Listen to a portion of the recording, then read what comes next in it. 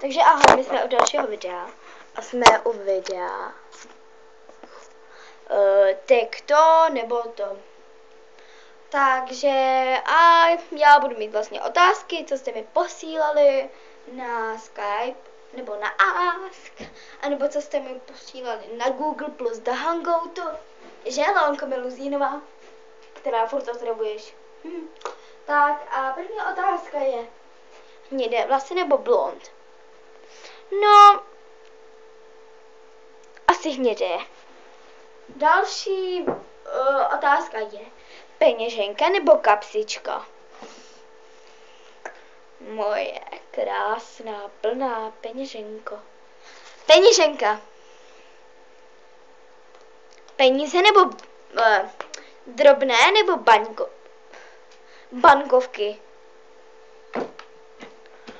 No, jako myslí to jako tak asi jako 500 nebo koruny, 10 koruny a tak.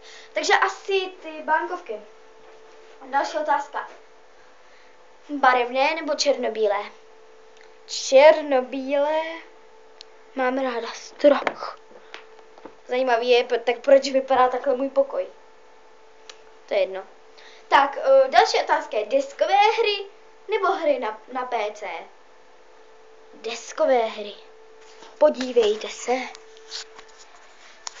Moje deskové hry. Mám tady i karty. A to desková hra fakt není. Tak, další otázka, ať se pohneme z místa. Film nebo knížky? Prosím, knížky, miluju knížky. Takže asi knížky. Další a poslední otázka je trička s krátkým rukávem nebo trička s dlouhým rukávem? Napište mi do komentářů. Alza.cz. Mějte se!